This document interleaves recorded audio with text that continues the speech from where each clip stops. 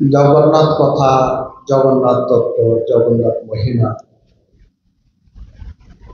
গতবারে কিছু বলার পর আর কিছু আমরা সত্যিকারের অর্থে জগন্নাথকে তিনি লীলায় এসে কি করেন এগুলো আমাদের শোনা এই জন্য প্রয়োজন, যাতে আমাদের অন্তরে ভগবানের প্রতি ভক্তি ভাবের পুষ্টি লাভ করে, অচলা ভক্তি থাকে এবং এই জগন্নাথ তত্ত্বকে জেনে যেন আমরা মানব জীবনকে সফল করতে পারি। আমরা বলেছিলাম যিনি নীল মাধব তিনি আজ জগন্নাথ হয়ে পুরীধামে রত্নবেদিতে পূজিত হচ্ছেন, তার আগমনের কাহিনী। কিন্তু মূলত তিনি কে? জগন্নাথ সম্বন্ধে সুন্দর একটি শ্লোক আছে শাস্ত্রের মধ্যে, যে শ্লোকটার মধ্যে জগন্নাথের স্বরূপ সম্পর্কে উল্লেখিত আছে।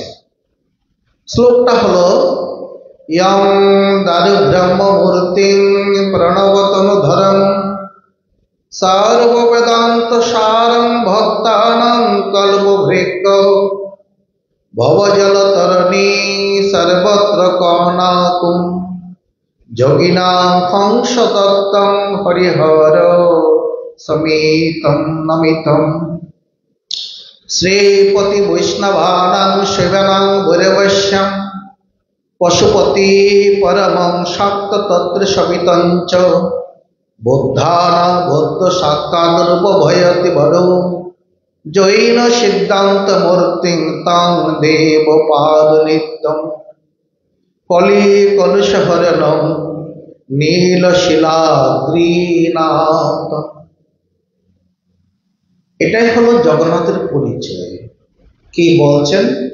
ইয়ং দারু ব্রহ্ম মূর্তি, জগন্নাথ দারু ব্রহ্ম মূর্তি মানে তার রূপ, তিনি সাক্ষাৎ ব্রহ্ম, তিনি নির্গুণ ব্রহ্ম, নিরাকার ব্রহ্ম, তিনি পরমাত্মা, তিনি সকলের মধ্যে পরমাত্মা রূপে অবেদি বিরাজমান। তাকে একটা কাঠের মূর্তি ভাবনা, কেবল একটা বিগ্রহ ভাবনা, তিনি সাক্ষাৎ অন্তর্যামী পরব্রহ্ম পরমাত্মা। তা বলছে ইয়ং দারু ব্রহ্ম, দারু মানে হচ্ছে কাঠ। এই কাঠের মূর্তিতে যিনি শোভা পাচ্ছেন তিনি কে? বলে তিনি ব্রহ্ম। আর কে তিনি? বলছেন তিনি প্রণব তনুধরম, তিনি সাক্ষাৎ ওঙ্কার স্বরূপ, সাক্ষাৎ প্রণব স্বরূপ। যিনি এই ওঙ্কার রূপে পূজিত হন তিনি হচ্ছেন দারু ব্রহ্ম। তা তিনি একাধারে ব্রহ্ম, একাধারে ওঙ্কার। ওঙ্কার বলতে আমরা কি মনে করি? একটা শব্দ, যাকে বলা হয় বাচক। যেমন জল একটা শব্দ, কিন্তু জল নামক বস্তুটি আলাদা। তো ব্যবহারিক জগতে ও বাচ্য বাচক তফাৎ, অর্থাৎ জল বস্তুটা হলো বাচ্য আর জল নামক শব্দটা হচ্ছে বাচক। এই বাচক শব্দের দ্বারা জলকে চিহ্নিত করে, কিন্তু দুইটা আলাদা। জল শব্দটা আলাদা আর জলের প্রকৃত বস্তুটা আলাদা। কিন্তু আধ্যাত্মিক ক্ষেত্রে প্রণব এবং ব্রহ্ম অভিন্ন, বাচ্য বাচক অভিন্ন, নাম নামী অভিন্ন। তাই বলছেন তোমরা যাকে দারু ব্রহ্মরূপে পূজা করছো, জগন্নাথ রূপে উপাসনা করছো, তিনি বেদের সার ওঙ্কার, পবিত্র বেদম। গীতায় ভগবান বলছেন তিনি পবিত্র ওঙ্কার স্বরূপ। এখানেও বলছেন তিনি তিনি প্রণব তনুধরম। প্রণব তনু আমরা যে দেখি, ওঙ্কার যে রূপটা দেখি, বাচক যে রূপটা দেখি, তিনি এবং জগন্নাথ এবং তিনি এবং ব্রহ্ম, তিনি এবং পরমাত্মা এক অভিন্ন তত্ত্ব। আর কিরকম? বলে সর্ব বেদান্ত সার, সকল বেদান্তের সার। আমাদের সনাতন ধর্মের সার গ্রন্থ বেদ, বেদের সার বেদান্ত, আর বেদান্তের সার এই প্রণব তত্ত্ব, এই ব্রহ্ম তত্ত্ব, এই জগন্নাথ তত্ত্ব, এই দারু ব্রহ্মতত্ত্ব ভক্তানাং কল্পবৃক্ষ। তিনি কেবল নির্গুণ নিরাকারে অবস্থান করছেন তা নয়, যে ভক্ত যাকে যেভাবে উপাসনা করেন তিনি সেই ফল প্রাপ্ত হন। তার মানে কল্প বৃক্ষ মানে কি, যে বৃক্ষের আপনি নিচে বসে যাহা কল্পনা করবেন, যাহা চাইবেন, যাহা প্রার্থনা করবেন তাহাই প্রাপ্ত হবেন। এই জগন্নাথ তিনি এমন করুণাময়, তিনি এমন দয়াময়, এমন কৃপাময় যে নির্গুণ নিরাকার ব্রহ্ম, তার কোনো জন্ম হতে পারে না। গীতায় বলছেন অজ অপিসন অব্যয়াত্মা, তিনি অজ, তিনি অব্যয়, তথাপি তিনি জগতের মধ্যে আবির্ভূত হন। কেননা পরিত্রাণায় সাধুনা, অর্থাৎ সাধুদের পরিত্রাণ করার জন্য। তো সাধুরার বিপদ কি? সাধু বৈষ্ণব ভক্ত মুনি ঋষি তাদের বিপদ কি? তাদের একটাই বিপদ, তারা ভগবানকে পাচ্ছে না। ভগবানের জন্য রোদন করছেন, ভগবানের জন্য কান্না করছেন, ভগবানের জন্য ব্যাকুলিত হচ্ছেন, প্রতি মুহূর্তে ভগবানকে দর্শন করতে চান। তাদেরকে দর্শন দেওয়ার জন্য আমাদের এই সনাতন ধর্মের এক বিশিষ্টতা, স্বয়ং ভগবান ভক্তদের দর্শন দেওয়ার জন্য রত্নবেদী থেকে নেমে তিনি কাঠের রথের মধ্যে আরোহিত হন, সকলকে দর্শন দেন। দেখেন, পুরীর জগন্নাথ ধামে কিন্তু সকলের প্রবেশের অধিকার নেই, একথা আপনারা জানেন অনেকে। কারণ আমাদের সনাতন ধর্মের একমাত্র কাঠি যে আদর্শটা ওরা পরিপালন করেন, কাঠি ভারতবাসী হিন্দু না হলে ওদেরকে কোনো প্রবেশের অনুমতি দেয় না। কত বড় বড় মহাত্মা মনীষী তারাও কিন্তু কোনো প্রবেশ করতে পারেননি, এমনকি ইন্দিরা গান্ধী পর্যন্ত প্রবেশ করতে পারেননি। কিন্তু মনের তো অনেকেরই আকাঙ্ক্ষা আছে জগন্নাথকে দর্শন করার। তাই সকলের মনের বাঞ্ছা পূর্ণ করার জন্য আমাদের এই সনাতন ধর্মের ভগবান সিংহাসন ছেড়ে, মন্দির ছেড়ে, বেদি ছেড়ে রথের উপর তিনি আরোহিত হন, যাতে তার যাত্রাকালে সকল ভক্তকে তিনি দর্শন দেন, তাদের মনোবাঞ্ছা পূর্ণ করেন।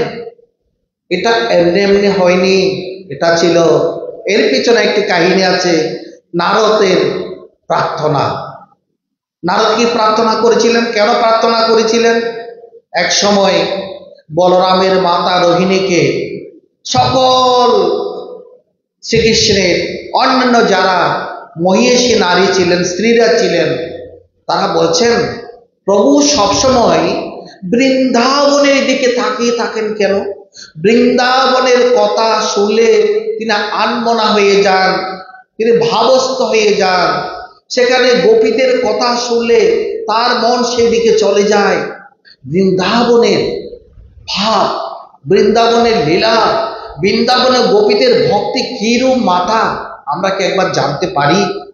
তারা জিজ্ঞাসা করছেন শ্রীকৃষ্ণের অন্যান্য যারা মহিষী পাটরানী ছিলেন, তারা বলরামের মাতা রোহিণী মাকে এ কথা জিজ্ঞাসা করছেন। বলে এ কথা অত্যন্ত হৃদয়গ্রাহী, এই কথা এমন যে কথা কর্ণে প্রবেশ করিলে তুমি দ্রবীভূত হয়ে যাবে, গলে যাবে, তোমার বাপ সমাধি হবে, বাহিরের কোনো কিছু তোমার খেয়াল থাকবে না। কিন্তু এই কথা তো কৃষ্ণ জানবে, এভাবে বলা যাবে না। আমাদের কথার মাঝখানে যদি কৃষ্ণ এসে যায়, তিনি আর এখানে এক মুহূর্ত থাকবেন না, তিনি চলে যাবেন, গোপনে বলতে হবে, এবং এ কথা কাউকে বলা যাবে না। একদিন হলো কৃষ্ণ আর বলরাম তারা কোনো দূরদেশে গেলেন। দূরদেশে এই সুযোগ বুঝে শ্রীকৃষ্ণের এই পাটরানীরা রোহিণী মাতাকে বললেন, মাতা আজকে বলো, আজকে সুযোগ, আজকে দুই ভাই এই দ্বারকার মধ্যে নেই। তখন বলছে ঠিক আছে, একজন প্রহরারত দাড়ি রাখতে হবে। দাড়ি কে হবে? বলে সুভদ্রা। সুভদ্রাও যদি শুনে মুশকিল হয়ে যাবে, তাকে বাইরে রাখুন। ঘরের কপাট বন্ধ করে দিল, আর বাইরে সুভদ্রা দাঁড়িয়ে রইল, যাতে কেউ ভিতর প্রবেশ করতে না পারে। এবার মাতা রোহিণী বৃন্দাবনের গোপীদের ভক্তির মাধুর্য বর্ণনা করছেন, তাদের ভক্তি কি রকম, তাদের ভক্তি আমাদের মতো ভক্তি না। তারা ভগবানের জন্য সব কিছু ত্যাগ করতে পারেন।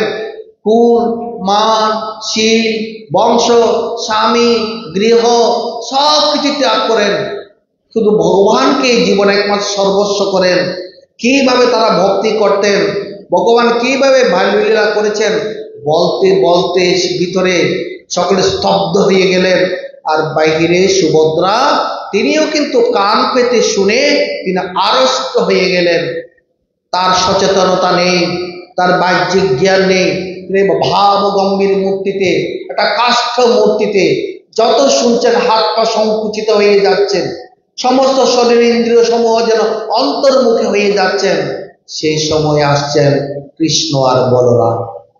তারা দূর থেকে অবলম্বন করলেন, ভগিনী সুভদ্রা ওইভাবে কেন দাঁড়িয়ে আছেন। তত তারা দুজন দুই পাশে এসে দাঁড়ালেন। তাদের কর্ণের মধ্যে বৃন্দাবনের মাধুর্য লীলা, বৃন্দাবনে গোপীদের ভক্তি, বৃন্দাবনে ভগবানের লীলা, অপ্রাকৃত মাধুর্য লীলা, যে লীলার মধ্যে মধুর আর মধুরে মধুরে মন গলে গেছে তাদের। সেইভাবে তারা যখন শুনতে পেলেন, তারাও আড়ষ্ট হয়ে গেলেন। এক পাশে বলরাম, এক পাশে সুভদ্রা। তারা ওই সেই বৃন্দাবনের লীলা শুনতে শুনতে তাদের হাত আর এরকম নাই, তাদের হাত এরকম নেই, তাদের হাত এরকম নেই, আড়ষ্ট হয়ে গেছেন, অর্থাৎ সংকুচিত হয়ে গেছেন। কিসের মতো? বলে কচ্ছপের মতো। কচ্ছপ যেমন বাইরে শত্রুর বা পারের আভাস পেলে তারা কি করেন, তিনি সংকুচিত হন। গীতার মধ্যে কথা আছে 2য় অধ্যায়ে, এরকম হয়ে গেলেন। আর সে অবস্থায় পৌঁছলেন নারদ। বাহ, কি চমৎকার! প্রভু তোমার এই সুন্দর রূপ, এই লীলা যেন জগতের ভক্তরা দর্শন পায়, প্রার্থনা করি। অন্তর্যামী কৃষ্ণ বললেন, তথাস্তু।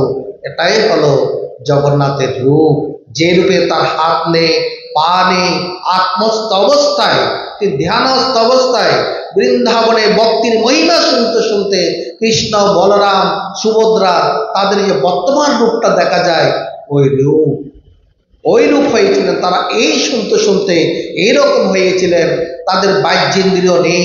তো ভগবানের কথা শুনতে হয় এইভাবে, শুনতে শুনতে মনটাকে ওখানে নিয়ে যেতে হয়, সকল ইন্দ্রিয় ওখানে আকর্ষিত হয়ে যায়। তখন হৃদয়ের মধ্যে এক ঈশ্বর ছাড়া, জগন্নাথ ছাড়া, আত্মা ছাড়া আর কাউকে দর্শন হয় না, কেবল তাকেই দর্শন হয়। তাই প্রভু জগন্নাথ এইভাবে সকল ভক্তগণকে দর্শন দেন। তা রথযাত্রা হলো ভক্ত ভগবানের মিলন যাত্রা। যাত্রা মানে উৎসব। রথকে কেন্দ্র করে উৎসব রথযাত্রা, স্নানকে কেন্দ্র করে উৎসব স্নান যাত্রা, চন্দনকে কেন্দ্র করে উৎসব চন্দন যাত্রা, এভাবে রাসকে নিয়ে উৎসব রাস যাত্রা। আমাদের সনাতন ধর্মে এরপর যাত্রা যাত্রা আছে, যে উৎসব, যে আনন্দ আপনাকে প্রকৃত আনন্দের দিকে নিয়ে যায়। আমার উৎস কোথায়? ঊর্ধ্বে মূল ব্রহ্মরূপ সর্বমূলাধারে তথাপি সহস্র মূল নিবেশ সংসারে। গীতায় ভগবান বলছে তোমার উৎস কোথায়? আনন্দ। যেখানে ব্রহ্মানন্দ বিরাজ করছেন সেখানে হলো সকল জীবের উৎসব। এই উৎসব করার উদ্দেশ্য হলো উৎসে পৌঁছার জন্য, প্রকৃত আনন্দকে লাভ করার জন্য। এভাবে বলছেন। তাই এখানে বলেছেন কি, তিনি এই ভগবান জগন্নাথ কিরকম বলছেন, ভক্তানাং কল্প বৃক্ষ। জানেন, স্নান যাত্রার পর জগন্নাথকে গজবেশ ধারণ করা হয়, অর্থাৎ গজবেশ তাকে পরানো হয়। কেন? দক্ষিণ ভারতের এক ভক্ত, অতি প্রাচীন কালের কথা, তিনি গণেশের উপাসক ছিলেন। তাও বর্তমান যুগের মতো তো তখনকার যুগ নেই। এখনকার যুগের মধ্যে আপনি মোবাইলে জগন্নাথকে, সুভদ্রাকে, কৃষ্ণকে, গণেশকে চাষ করলে পেয়ে যান। তখনকার দিনে সব ছিল না। তো তিনি মনে করেছেন জগন্নাথ মানে গণেশ হবেন। তাই অতি কষ্টে দক্ষিণ ভারত থেকে 1 মাস হেঁটে হেঁটে তিনি আসলেন পুরী ধামে, তার ইষ্ট দেবতাকে গণেশকে দর্শন করবেন বলে। আর সেদিন ছিল স্নান যাত্রা। যেদিন ওই ভক্ত দক্ষিণ ভারত থেকে হেঁটে হেঁটে পুরী ধামে পৌঁছলেন, সেদিন ছিল জগন্নাথের স্নান যাত্রা। জ্যৈষ্ঠ মাসের পূর্ণিমা তিথিতে যাকে 108 কলসি সুগন্ধ দ্রব্য দ্বারা স্নান করানো হয়। এটা এক বিশাল মাহাত্ম্যের ব্যাপার স্নান যাত্রা। আমাদের মানুষেরা শরীর অপবিত্র হয় তাই স্নান করে, ভগবান স্নান করে কেন? এ এক কাহিনী। যা তখন ওই ভক্ত এসে দেখলেন, জগন্নাথকে দর্শন করলেন, তখন কিন্তু জগন্নাথের গজবেশ হতো না। উনি দর্শন করে খুব মন মরা হলেন, মূর্ছা প্রাপ্ত হলেন, অনান্দিত মনে হেলান দিয়ে এক পাশে বসে রইলেন। আহা, আমি মনে করলাম আমার গণপতি ভগবান জগন্নাথ এখানে সেটা কি দেখলাম, গোল গোল চোখ, হাত নাই, পা নাই, এটা কি আবার দেবতা হয়? এইভাবে তিনি মূর্ছা প্রাপ্ত হয়ে তার যে 1 মাস ব্যাপী হেঁটে আসার পরিশ্রম, এটা তিনি মনে মনে ভাবতে লাগলেন, কেন যে আমি আসলাম আমার আসনের আমার ঠাকুরকে ছেড়ে। সেই তিনি এভাবেই তিনি একেবারে এক মনে সে ভাবতে ভাবতে এক অন্য জগতে যেন পৌঁছে গেলেন। আর সেখানে স্বয়ং জগন্নাথ তাহাকে গজরূপে দর্শন দিলেন, গণপতি রূপে দর্শন দিলেন। গণপতি দেখতে যেরকম, গণেশ দেখতে যেরকম, সেরকম দর্শন দিলেন। সেই থেকে জগন্নাথের স্নান যাত্রার সময় জগন্নাথকে গজবেশ পরানো হয়। তাই জন্য বলা হচ্ছেন ভক্তানাং কল্পবৃক্ষ, ভক্তদের নিয়ে হচ্ছে কল্পবৃক্ষ। অর্থাৎ যে ভক্ত যেমন প্রার্থনা করে সে ভক্ত সেমনই তাকে প্রাপ্ত হন। এক জেলে ইচ্ছা হলো জগন্নাথকে তিনি নিজ হাতে খাওয়াবেন। জানেন জগন্নাথ তার হাতের অন্ন স্বীকার করেছেন কিভাবে? সে হচ্ছে পুরীধাম থেকে অনেক দূরে পিপলি গ্রাম। তো পিপলি গ্রাম, ছেলে, মা, স্ত্রী, 3 জনের সংসার। আর ছেলে ছিল, ওরা ছিল জাতে জেলে, মাছ শিকার করে জীবিকা নির্বাহ করত। তারা ভক্ত মানুষ ছিল, সারাদিন কাজ পরিশ্রম করে সন্ধ্যাবেলায় সৎসঙ্গ ভাগবত আসরে ওই ছেলে ভক্তটা যেত। তো সেখানে শুনতে পেলেন ভাগবত আসরে, ভাগবতী কথার আসরে সৎসঙ্গে জানতে পারলাম তিনি যেহেতু জেলে, মাছ ধরা, মাছ শিকার করা, মাছ বিক্রি করা তার স্বধর্ম।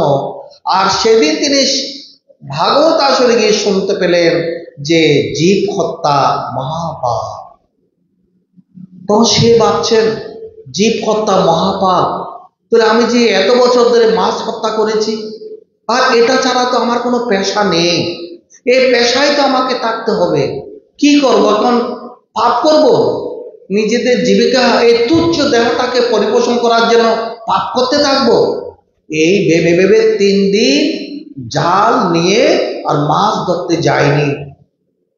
না যাওয়ার কারণে তাদের পরিবারের অভাব, তারা তো জেলে পরিবার, দিনে যা মাছ পায় তা বিক্রি করে যা পায় তা দিয়ে জীবন তাদের চলে।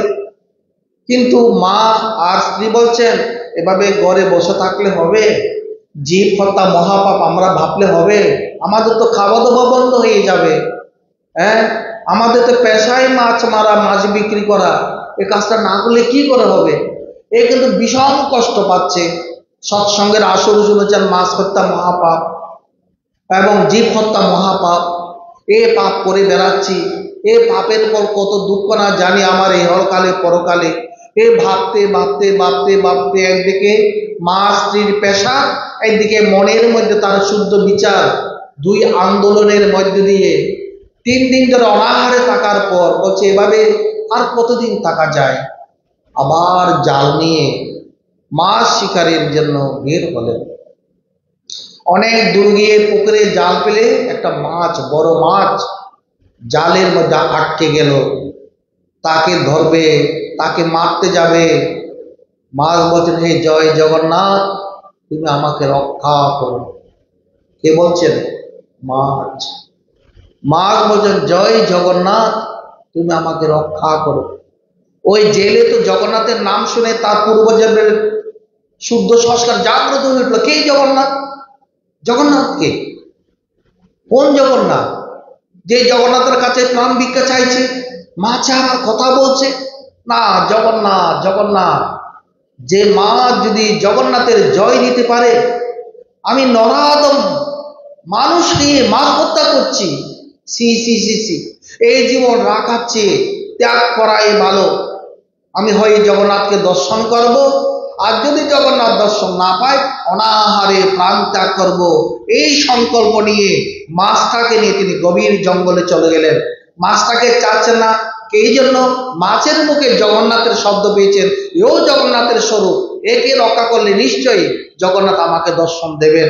তার মাছকে নিয়ে গভীর জঙ্গলে চলে গেলেন। জঙ্গলে নিজে নিজে এক বিরাট একটা কুয়ার মতো একটা বিরাট গর্ত করলেন, আর পাশের নদী থেকে জল এনে এনে ওই গর্তটা ভরাট করলেন, মাছটাকে সেখানে ছেড়ে দিলেন। আর সেখানেই তিনি প্রতিজ্ঞা করেছেন, হয় জগন্নাথ দর্শন করব, না হলে প্রাণ ত্যাগ করব। কি ভক্তি! এইকে বলা হয় একরোকা ভক্তি, একরোকা দৃঢ় ভক্তি। ভগবানের প্রতি প্রবল বিশ্বাস, ভগবানের প্রতি প্রবল শ্রদ্ধা এবং ভালোবাসা থাকলে এরকম প্রতিজ্ঞাবদ্ধ হওয়া যায়, দর্শন করব, হয় দর্শন করবো, না হয়তো মরব। একদিন, 2 দিন, 3 দিন, 3 দিন, 4 দিন অনাহারে রয়েছেন, হা জগন্নাথ, জয় জগন্নাথ, জয় জগন্নাথ জপ করছেন। স্বয়ং জগন্নাথ এক বৃদ্ধ ব্রাহ্মণের বেশ ধরে এসে বলছেন, এই ছোকরা, বনের মধ্যে তুমি কি করো, কি নাম, কি পরিচয়, কি পেশা? তখন তার সব বৃত্তান্ত বলল, আমি জেলে, মাছ ধরা আমার অভ্যাস, মাছ শিকার করে বিক্রি করে পরিবার চলে, কিন্তু জীব হত্যা তো মহাপাপ। তাও আবার 3 দিন পর যখন মাছ ধরতে যায়, এ মাছে কথা বলে জয় জগন্নাথ বলে, এটা তোমার মতিভ্রম, এটা ভগবানের পরীক্ষা। ভগবানের পরীক্ষা হচ্ছে তোমার মতিভ্রম। মাঝে আবার কথা বলে নাকি? অনাহারে রয়েছে তো, মাথার মধ্যে যেটা মনে হচ্ছে সেটা মনে করছে সবকিছু সত্য, সব সত্য নয়। বলছে, আপনি যা বলবেন বলুন, আমি মাছের মুখে সত্য কথা শুনেছি, জয় জগন্নাথ, আপনি চলে যান, আমার ভজনে বিঘ্ন করবেন না। তখন সেই ব্রাহ্মণকে তিনি অবহেলা করে তিনি জয় জগন্নাথ, জয় জগন্নাথ জপ করছেন। এইভাবে জগন্নাথ জপ করছেন। বলে, তুমি কি বিশ্বাস করে জগন্নাথ আসবে তোমার কাছে? বলো, আসবে, না আসলে মরব, দুইটাই তো। জীবন তো সত্য, জন্ম গ্রহণ করেছি, মৃত্যু গ্রহণ করতে হবে, তো ভগবানের নাম নিয়ে মৃত্যু বরণ করবো, তাতে আবার আপত্তি কি আছে? আপনি চলে যান, আমাকে একাকী থাকতে দিন, আমি জগন্নাথের নাম জপ করব, জয় জগন্নাথ, জয় জগন্নাথ। বলে, মাসে যদি কথা বলাতে তুমি আমাকে পারো, তাহলে আমি বিশ্বাস করব। বলে, আপনি বিশ্বাস করুন আর না করুন, আমি তো শুনেছি জগন্নাথ মাছ কথা বলেছে, জয় জগন্নাথ, প্রাণ ভিক্ষা চেয়েছে মাছ। তখন তুমি কি জগন্নাথকে বিশ্বাস করো? মানে কেন করবো না? একটা মাছ যদি জগন্নাথকে বিশ্বাস করে প্রাণ ভিক্ষা চাইতে পারে, আমি কেন জগন্নাথকে বিশ্বাস করব না? বলে, আমার দিকে তাকাও, আমি জগন্নাথ। প্রভু, আপনি জগন্নাথ, কি বর চাও তুমি, তোমাকে তাই দেব। প্রভু দর্শন যখন দিয়েছেন, আপনার স্বরূপ দর্শন করো। এখন তো তিনি ব্রাহ্মণ বেশে আছেন, বলে আপনার স্বরূপ দর্শন করার। তখন জগন্নাথ রূপে সেই রঘুবেহারাকে ওই জঙ্গলের মধ্যে জগন্নাথ দর্শন দিয়ে বললেন, ধন্য হোক তোমার জীবন। আর এই জগন্নাথের দর্শন করে এই জয় জগন্নাথ, জয় জগন্নাথ, জয় জগন্নাথ করতে করতে করতে রঘুবেহারা বাড়ির দিকে গেলেন, ভগবান অদৃশ্য হয়ে গেলেন। এবার তার মুখে জয় জগন্নাথ, তার কোথায় মাছ শিকার, কোথায় জাল ফেলা চলছে, এভাবে রাত সর্বক্ষণ জয় জগন্নাথ জপ করছেন। অনেকে তাকে ভণ্ড বলছেন, তাকে গালিগালাজ করছেন, আবার অনেকে তাকে চাল ডাল দিয়ে সাহায্য করছেন। এভাবে পরিবার চলছে। এভাবে দেখা যায় মানুষ যখন সমাজের মধ্যে ভগবানের ভক্ত হয়, তাকে নানা জনে তুচ্ছ তাচ্ছিল্য করে, নানা কথা বলে, হ্যাঁ, তা এরূপেই ওই রঘুবেহারা পথে চলতে পারতো না, যুবকেরা তাকে উৎপাত করত, অন্য লোকেরা যারা মিথ্যাবাদী তারা তাকে বকাঝকা করত, তার মাথা রোগ হয়েছে বলতো, এরকম তাকে। কিন্তু তার এক মন এক দেয়াল, জয় জগন্নাথ, জয় জগন্নাথ। একদিন সেই ছেলে ছোকরাদের মধ্যে একজন কাটা কতগুলো গাছে কাটা আছে, ওরকম কাটা বৃক্ষের ডাল দিয়ে ওই ব্যক্তিটাকে দারুণ একটা তার শরীরে প্রহার করলো, তার শরীর থেকে ঝরঝর করে রক্ত বেরোলো। তখন সে প্রভুর কাছে হাত তুলে বলছেন, প্রভু কোনো অন্যায় তো করিনি, তোমার নাম মুখে নিয়ে বেড়াচ্ছি, এতে যদি আমার কোনো অপরাধ হয় ক্ষমা করো, আর তুমি উপযুক্ত বিচার করো। এ আমাকে কাটা গাছের ডাল দিয়ে প্রহার করেছে। কিছুক্ষণের মধ্যে বাড়ি যেতে না যেতে ওই ছেলে মারা গেল। যখন মারা গেল হইচই পড়ে গেল, তখন সব বৃত্তান্ত বেরিয়ে গেল, এ কি করেছে সব যখন জানাজানি হয়ে গেল, ওই রঘু বেহারার অভিশাপে এ মারা গেছে, একে আঘাত করেছে, তাই তার অভিশাপ করেছে। এবার সব পাড়া পশিত মা বাবা ছেলেকে নিয়ে ওই বাড়িতে আসলো, এই তোমার অভিশাপে আমার ছেলে মারা গেছে। বলে দেখো আমি তো সামান্য একজন ছাড়, যা হয় সব জগন্নাথের ইচ্ছায় হয়, তার ইচ্ছায় মানুষ বাঁচে, তার ইচ্ছায় মানুষ মরে, তার ইচ্ছা যদি এটা হয় তিনি সেটাই করেছেন, আর তার ইচ্ছায় যদি সে বাঁচার প্রয়োজন মনে হয় তিনিই বাঁচাবেন। তোমরা জগন্নাথের নাম করো, এখানে আমার কোনো কীর্তনে আমার কিছু করার নেই, আমি কেবল তার একমাত্র দিনসেবক, সারাদিন তার নাম নিয়ে পড়ে থাকি। তোমরা সবাই তার নাম করো, সবাই মিলে জয় জগন্নাথের ধ্বনি দাও, জয় জগন্নাথ বলে কীর্তন করো। তার যদি ইচ্ছা হয় তোমাদের ছেলে বাঁচতেও পারে, তার যদি ইচ্ছা না হয় এভাবে থাকতেও পারে। এবার তার কথায় সকলে বিশ্বাস করে জগন্নাথের কীর্তন শুরু করে দিলেন। ঘন্টার পর ঘন্টা কীর্তন চলতে লাগলো। হঠাৎ করে নিদ্রাতে উত্থিত বালক যেরকম ঘুম থেকে জাগ্রত হয়, ওই মৃত বালকটির তার শ্বাস প্রশ্বাস উঠানামা শুরু করে দিল। সবাই জয় জগন্নাথ করতে করতে ছেলেটাকে নিয়ে গেল। সেদিন থেকে রঘু বেহারা গ্রামে শান্তিতে বসবাস করলো। একদিন রঘু বেহারার ইচ্ছা হলো, এবার থেকে গ্রামের লোক তাকে মানতে শুরু করলো, সাধু বলে জানতে শুরু করলো। তার কাছে সবাই চাল ডাল নিয়ে আসলো, তাদের সংসারে এখন আর অভাব অনটন নেই। জয় জগন্নাথের কৃপা তারা ঋতের প্রতিদিন জগন্নাথের ভোগ দেয় আর নিজেরা গ্রহণ করে। একদিন রঘু বেহারার ইচ্ছা হলো, যেই রূপে প্রভু আমাকে জঙ্গলে দর্শন দিয়েছেন, সেই প্রভু যদি আমার বাড়িতে এসে আমার সম্মুখে বসে আমার হাতে একটু আহার করতেন, আমার প্রাণটা বড়ই তৃপ্তি পেত। যেই না বলে ভোগ রন্ধন করে গড়ের দেবতাকে জগন্নাথকে নিবেদন করছেন, তখন এই জগন্নাথ মন্দির ছেড়ে তার কাছে বলছেন, রঘু আমি এসেছি, তোমার ইচ্ছা পূর্ণ করো, অর্থাৎ তুমি হাত দিয়ে আমাকে খাওয়ানোর ব্যবস্থা করো। একই সময়ে পুরীর রাজা মন্দিরে ভোগ দিচ্ছেন পান্ডাদের মাধ্যমে। আর ওই সময় মানে আমাদের জগন্নাথ ভগবান আর তার পুরোহিতরা এত জীবন্ত এবং এত প্রাণবন্ত সাধনা করত প্রভুর পূজাতে, প্রভুর ভোগ নিবেদনে। তারা পূজার সময় বুঝতে পারত প্রভু এখানে জলজ্জন্ত ভগবান রূপে উপাসিত হচ্ছেন। ভোগ নিবেদনের সময় তারা বুঝতে পারতেন প্রভু আমাদের আহার গ্রহণ করছেন। তা নয়, তখনকার যিনি প্রধান পুরোহিত ঠাকুরকে ভোগ নিবেদন করবেন, ভোগের পর প্রভু প্রসাদ পেয়েছেন কিনা হাতের জল নিয়ে এখানে যখন দেখবেন তার প্রতিবিম্ব এখানে দর্শন পাবে। যদি দর্শন না পায় মনে করতে হবে প্রভু আজকে ভোগ গ্রহণ করেনি, কোনো অপরাধ হয়েছে। আর যেদিন রঘু বেহারার কাছে জগন্নাথ চলে গেলেন, সেদিন রাজার ভোগ সেয়ন, রাজা ভোগ প্রদানের ব্যবস্থা করলেন প্রভুকে। আর প্রধান পুরোহিতের হাতে জল নিয়ে দেখছেন জগন্নাথ আজকে নাই। বেদিতে কাঠের মূর্তি আছে, প্রকৃত জগন্নাথ নেই। প্রভু আজকে তো প্রভু ভোগ গ্রহণ করেনি, প্রভু কোথায় গেল? দেখেন কি রকম জলজ্জন্ত সাধনা, ঠাকুরকে ভোগ নিবেদন করা একটা সাধনা, পূজা করা একটি সাধনা। অনুভব করতে পারতেন পূজারী আমার প্রভু এখানে আছেন কিনা। তখন ধ্যানস্থ হলেন, রাজাকে খবর দেওয়া হলো। রাজাকে খবর দিল, আজকে রাজাকে বলছেন আপনার ভোগ আজকে প্রভু গ্রহণ করছেন না, তার প্রতিবিম্ব এখানে দেখতে পাচ্ছি না, আপনি আসুন। রাজা আসলেন, তাড়াতাড়ি ক্ষমা চাইলেন, সেখানে ধন্যা ধরলেন, প্রভু আমার অপরাধ কি, তুমি না জানালে আমি এখানে অনাহারে প্রাণ ত্যাগ করবো। এই ভেবে সেই রাজা মন্দিরে এসে তিনি একেবারে সেখানে ধন্যা দিয়ে মূর্ছাবৃত প্রজ্ঞানের মতো পড়ে রইলেন।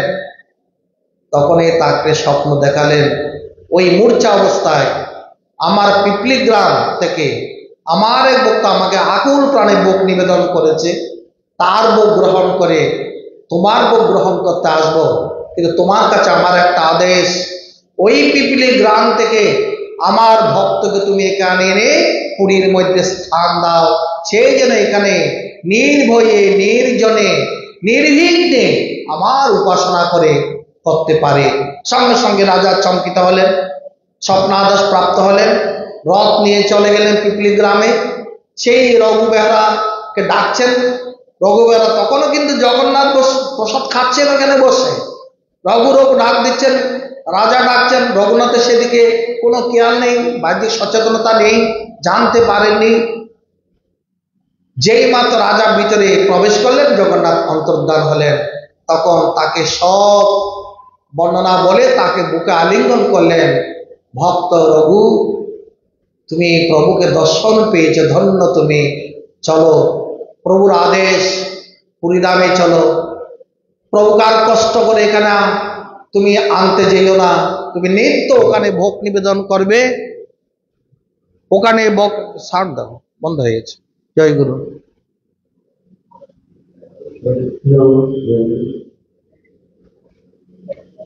হাত লেগেছে তাই।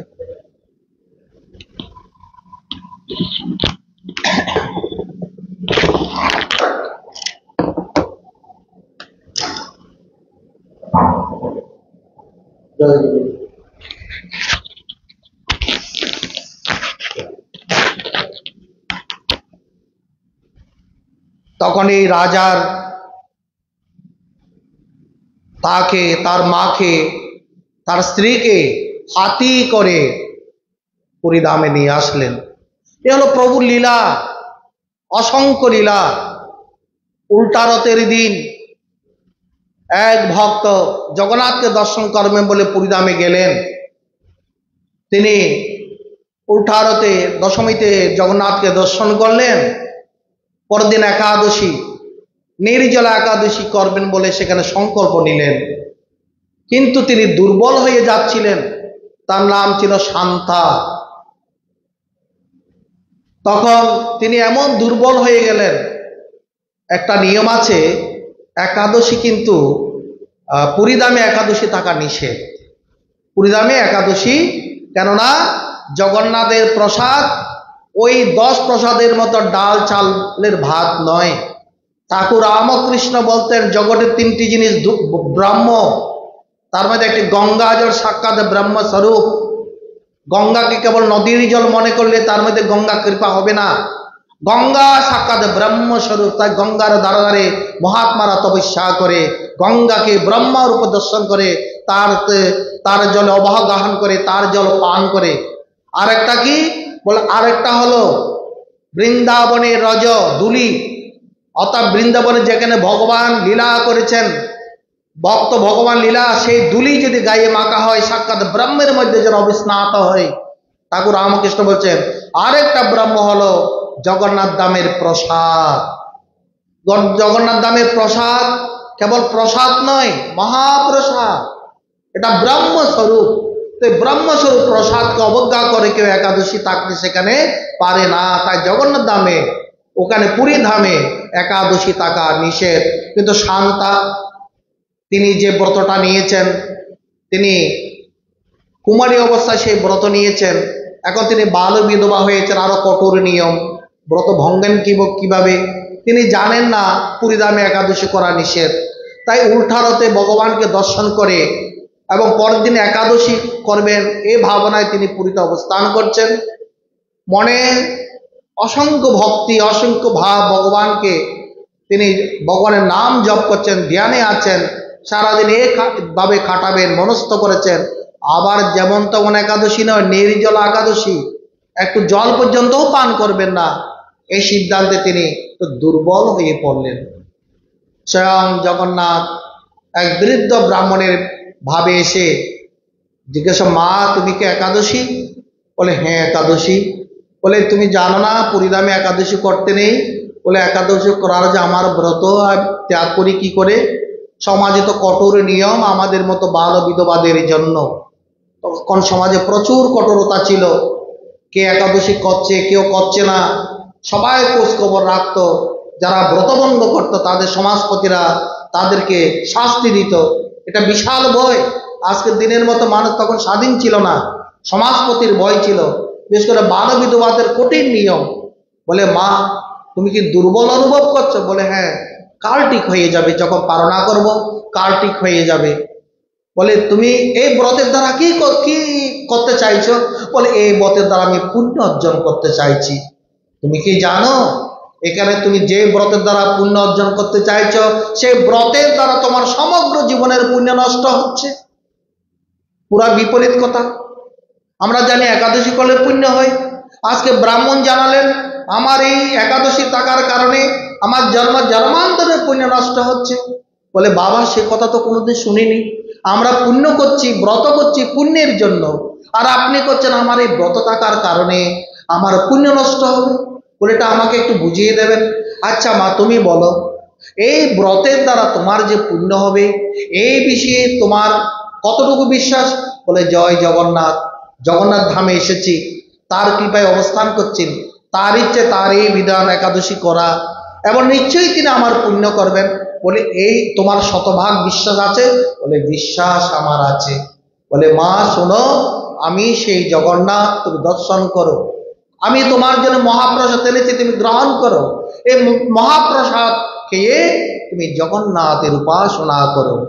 এইভাবে শান্তা দেবীকে স্বয়ং জগন্নাথ এই মহাপ্রসাদ, এই ঠাকুর এই মহাপ্রসাদে পুরীধামে নিয়ম আছে প্রতিদিন 56 ভোগ দেওয়ার নিয়ম। এই 56 ভোগ কেন দেওয়া হয়? তার পিছনে একটি ইতিহাস আছে। কেন এটা 56 হলো? এটা কেন 60 হলো না? কেন 50 হলো না? কেন 100 হলো না? 56 কেন হলো? এর পিছনে আছে গোবর্ধন ধারণ কাহিনী। যখন বৃন্দাবনের সকলে ইন্দ্রদেবকে পূজা ত্যাগ করে গোবর্ধনের কৃষ্ণের পরামর্শে আদেশে গোবর্ধন পূজা করছেন, তখন ইন্দ্রদেব কুপিত হলেন। কুপিত হয়ে 7 দিন 7 রাত অনবরত সেখানে বৃষ্টি বর্ষণ করলো, যেন বৃন্দাবনবাসীরা যেন দুঃখ পায়, কষ্ট পায়, ভয়ে যেন ইন্দ্রের পূজা করে। কৃষ্ণ বলছেন, ইন্দ্রের পূজা তো ভয়ের পূজা, ভাবনার পূজা নয়, ভাবের পূজা নয়। ভয়ের পূজা ত্যাগ করো, ভাবনার পূজা তোমরা করো। তাই তোমরা গোবর্ধনের পূজা করো, যে গোবর্ধনের দ্বারা বৃন্দাবনের যারা গাভী আছে, গরু আছে, তারা খেয়ে জীবন ধারণ করে। এদিকে যখন পূজা বন্ধ হলো, ওদিকে ইন্দ্রের বাড়ি বর্ষণ করতে শুরু করে দিল। আর ইন্দ্র ভগবান শ্রীকৃষ্ণ কনিষ্ঠ আঙ্গুল দ্বারা গোবর্ধনকে ধারণ করলেন, তার তলায় সমস্ত বৃন্দাবনবাসীদের আশ্রয় দিলেন। 7 দিন 7 রাত এভাবে বাড়ি বর্ষণের পর ইন্দ্র দেখলেন এখানে আমার শক্তি কোনো কাজ করবে না। তিনি নত হলেন, বুঝতে পারলেন সাক্ষাৎ ভগবানের লীলা, তার ইচ্ছার বাইরে কোনো কাজ করা যাবে না। এই 7 দিন ধরে ভগবান শ্রীকৃষ্ণ 7 দিন 7 রাত আহার করেননি। তিনি দিনে 8 বার আহার করেন। দিনে 8 বার, প্রতি 1 প্রহরে মানে 3 ঘন্টায় একবার আহার করেন। এবার ডেলি যদি 8 বার আহার করে, 7 দিন যদি না খেয়ে থাকে, 7 8 56। তাই যখন যেদিন ওই গোবর্ধন ধারণ সেটা সমাপ্ত হলো, তখন মাতা যশোমতী আর অন্যান্য গোপীরা মিলে কৃষ্ণকে 56 প্রকার ব্যঞ্জন দিয়ে ভোগ নিবেদন করেছিলেন বলে আজও সেই ভোগ 56 ভোগ রূপে এখানে প্রচলিত রয়েছে। শুধু 56 প্রকার ভোগ দিয়ে নিবেদন করলে তা প্রসাদ হয় না। এই প্রসাদেরও কেন পুরীর প্রকাশে মহাপ্রসাদ বলা হয়? কেন ঠাকুর রামকৃষ্ণ ব্রহ্মপ্রসাদ বললেন? তারও একটি কাহিনী আছে। ভগবানের লীলার কোনো অন্ত নেই। তিনি জগতে সে লীলা করেন, যে লীলাগুলি শ্রবণের ফলে আমাদের ভগবানের প্রতি উত্তরোত্তর ভাবনা, ভাব বৃদ্ধি, ভক্তি বৃদ্ধি হয়। তার জন্য এই লীলাগুলো বলা। তো প্রসাদ কেমন হলো? ভগবানের পুরীধামে মহাপ্রসাদ তখনই হয়, ওই প্রসাদ একবার জগন্নাথকে নিবেদন করা হয়, আবার একইভাবে সেই প্রসাদ মাতা বিমলাকে নিবেদন করা হয়। ওই প্রসাদ বিমলা দেবীকে প্রসাদ করার পর ওটা তখন মহাপ্রসাদ হয়। এটাই হলো জগন্নাথের আদেশ। আদেশটা কখন হলো? অতি প্রাচীন কাল। তখন নারায়ণের প্রসাদ পাওয়ার একমাত্র অধিকারী ছিলেন মা লক্ষ্মী। দুনিয়া তো কোনো দেবদেবতা না, আর কোনো মানুষই না। আজকালকার মতো ঠাকুরকে এমনি ভোগ নিবেদন করলাম, প্রসাদ পেলাম, ওইরকম নয়। প্রাচীনকালে নারায়ণের প্রসাদ বড় দুর্লভ, ব্রহ্মা শিব পর্যন্ত এই প্রসাদ পেত না। তখন নারদের ইচ্ছা হলো, আমি নারায়ণের ভক্ত হয়ে প্রভুর একটু প্রসাদ পাবো না। কারণ নারদ তো সর্বক্ষণ নারায়ণ নারায়ণ নারায়ণ জপ করে, যে নারায়ণের নামে এত জপ করে দিন রাত বছরের পর বছর, সেই নারায়ণের একটু প্রসাদ আমি পাবো না, মা লক্ষ্মী একাই সব প্রসাদ খেয়ে ফেলবেন। তখন তিনি লক্ষ্মীর তপস্যায় বসলেন। নারদ, আজকাল তো প্রসাদ 50 টাকা দিলে প্রসাদ পাওয়া যায়, তপস্যার কোনো দরকার নাই। তখনকার দিনে প্রসাদ পেতে হলে তপস্যা করতে হয়। নারদ তপস্যায় বসলেন, মা লক্ষ্মীর তপস্যায়। দীর্ঘ 12 বছর তপস্যা করলেন দেব পরিমিত অনুসারে। 12 বছর তপস্যা পর মা লক্ষ্মী প্রসন্ন হলেন। প্রসন্ন হয়ে বলছেন, বৎস তুমি কি চাও? কিন্তু নারদ কি চাইবে লক্ষ্মীর জানা ছিল না। বলে, মা আমি একটু নারায়ণের প্রসাদ পেতে চাই। তখন তো লক্ষ্মী মাথা চুলকাচ্ছে, এই প্রসাদ তো দেওয়া যাবে না, এই প্রসাদ তো একমাত্র আমিই প্রাপ্ত হয়। এখন আমি তো ওকে বর চাইতে বলেছি, বর না দিলেও তো আমার এখানে কি হবে, চতুর্দিকে আমার বদনাম রটনা হবে, লক্ষ্মীর উপাসনা কেউ আর করবে না, লক্ষ্মী চলনাকারী, তপস্যা করলে ফল দেয় না, এই দুর্নাম হবে। ঠিক আছে, আজকে তোমাকে আমি নারায়ণের প্রসাদ তোমাকে দেব।